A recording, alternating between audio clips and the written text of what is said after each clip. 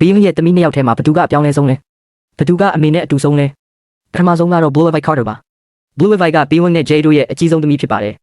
သူမကို2012ခုနှစ်မှာနယူးယောက်အမြို့မှာမွေးဖွားခဲ့ပြီးပထမနေ့ကတည်းကလူအများရဲ့စိတ်ဝင်စားမှုကိုခံခဲ့ရတာပါ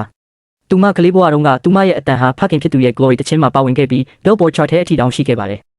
နောက်ပိုင်းမှာတော့ Brown Skin Girl တခြင်းမှာပါဝင်တည်ဆိုခဲ့ပြီး Grammy ဆုကိုစုခူးနိုင်ခဲ့တဲ့အတွက်အသက်အငယ်ဆုံး Grammy ဆုရှင်တွေကတဦးဖြစ်လာခဲ့ပါတယ်အခုဆိုရင်သူမဟာအမေဖြစ်သူနဲ့အတူနယ်လက်ဖြောပြပွဲတွေမှာကပြဖြောပြနေပြီဖြစ်ပါတယ် Blue Ivy ဟာအတန်နဲ့အမြင့်ကိုတိတိကျကျခွဲခြားနိုင်စွမ်းရှိပြီးပီယာနိုကိုလည်းကိုယ်တိုင်တီးခတ်နိုင်ပါတယ်စင်ပေါ်မှာဘီယော့နဲ့အတူဖြောပြရင်းသူမဟာပိုပြီးယုံကြည်မှုရှိလာခဲ့ပါတယ်သူမဟာနေတိုင်းအမေနဲ့ပိုတူလာပြီးလူငယ် fashion ကျပွင့်တစ်ယောက်အနေနဲ့စတင်တောက်ပလာနေပါပြီဒုတိယတစ်ယောက်ကတော့ Rumi Carter ပါ